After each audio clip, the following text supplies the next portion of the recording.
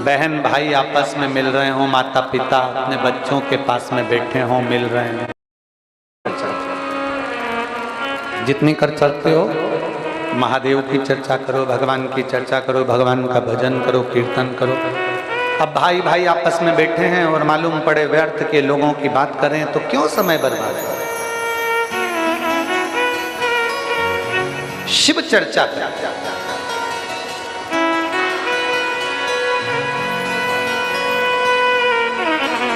हम तो लोगों से भी कहते हैं, अब कभी आप कुबेरेश्वर धाम आए तो प्रयास करा करो कि व्यर्थ की चर्चा छोड़कर कहीं एकांत में बैठकर श्री शिवाय बैठे शिव जी को भगवान नारायण ने कुछ बात करना होगी, उसके लिए आमंत्रित जी ने पूछ लिया, आप कहाँ जा रहे हो, कहाँ जा रहे हो? कहाँ? शिव जी कहते हैं मुझे नारायण से कुछ बात करना है तो मैं जा रहा हूं। पार्वती जी कहती हैं मैं अकेली रहा नंदनवन में रहूंगी। पार्वती जी ने हाथ जोड़कर अशोक के वृक्ष से सम्मुख में से मां पार्वती जी ने अपने तप और बल से एक कन्या को प्रकट कर लिया जिसका नाम अशोक सुंदरी हो गया। कन्या अशोक सुंदरी को प्रकट किया। वो कन्या पार्वती जी के साथ बैठकर माता पार्वती जी के एकांत को समाप्त करने लगी।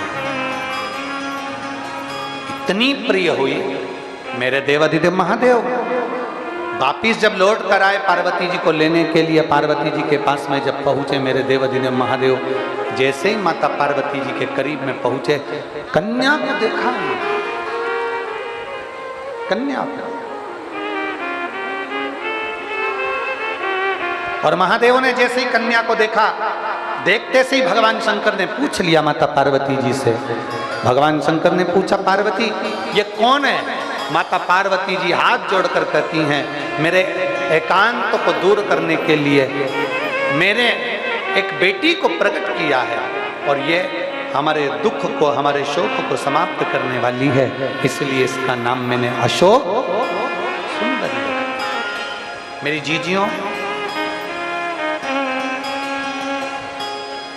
मेरे बेटियों, मेरे जीजाओं, मेरे भाई माताओं, एक बात बहुत अच्छे से अपनी चित्तवृत्ति में उतारिएगा, बहुत अच्छे से। पहले समझ लो कि अशोक सुंदरी का स्थान आप लोगों को तो मालूम है ना सबको। ये जो पीठिका होती है, इस पीठिका में एक मिनट देखो, इसको इससे समझो। ये जो पीठिका है, ये पीठिका माता पार्वती जी का हस्त कमल, इस पीठिका, ये भगवान शंकर का शिवलिंग हो गया। ऊपर से जो जलाधारी में से एक एक बूंद पानी नीचे टपकता है, वो भगवान शंकर की 5 बेटियां जया, विषहरा, शामली बारी, दौतली और देव। और इस पीठिका के सम्मुख में जहां से पानी नीचे गिरता है, जहां से ये जो भाग आगे जाके होता है जहां से पानी नीचे गिरता है, इसके राइट में श्री गणेश जी, लेफ्ट में श्री कार्तिकेय जी और मध्य में एक मोटी सी, प्रत्येक शंकर के शिवलिंग की जलाधारी में एक मोटी सी बीच में एक लाइन होती है, मोटी सी। वो स्थान अशोक सुंदरी का होता है। वो स्थान अशोक सुंदरी का होता है, उसको अशोक सुंदरी का स्थान।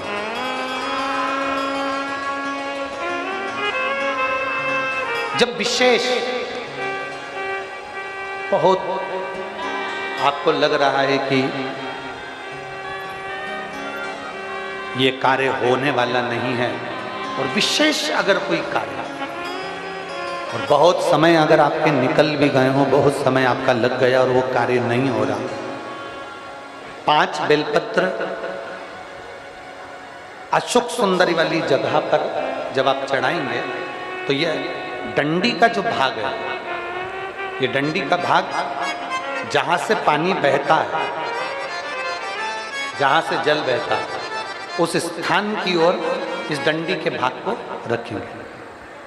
पांचों बेलपत्र, एक बेलपत्र जब डंडी का भाग हमने इधर कर दिया, थोड़ा समझ लें अच्छे से, जैसे ये जलाधारी समझ लो। एक बेलपत्र अपन ने रखी, डंडी का भाग जहां से जल बह रहा है उस ओर है। दूसरी बेलपत्र हमने उठाई और दूसरी बेलपत्र की डंडी को मध्य भाग की पत्ती पर, दूसरे नंबर की पत्ती मध्य बीच वाली पत्ती है उस पर, तीसरी बेलपत्र को फिर बीच वाली पत्ती पर, इस तरह से 5 बेलपत्र हमें देवादिदेव महादेव को समर्पित करना चाहिए।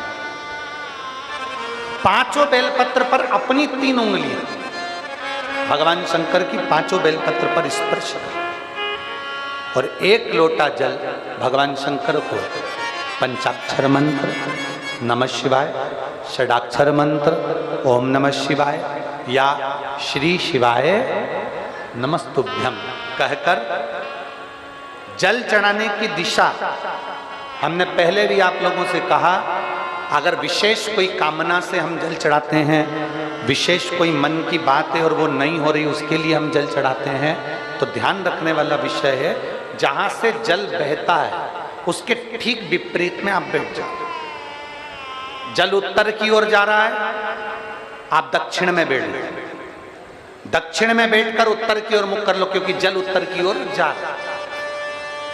इधर जल जा रहा है तो आपका बैठना इधर होना चाहिए, इधर जल जा रहा है तो आपका बैठना हम जहां बैठे ऐसा होना चाहिए। इधर जल जा रहा है तो आप जैसे बैठे हो वैसा होना चाहिए। वहां बैठकर 5 बेलपत्र रखकर उंगली का स्पर्श कर कर पंचाक्षर मंत्र या षडाक्षर मंत्र या श्री शिवाय नमस्तुभ्यम बोलकर फिर जल की धार दोनों हाथ से देवादिदेव महादेव को अपने मन की कामना कर कर अशोक सुंदरी से अपने दिल की बात कहते हुए चढ़ाइए। 2 या 2.5 महीना होगा और देवादिदेव महादेव आपका वो कार्य सफल करेगा। एक पत्र है, देखिए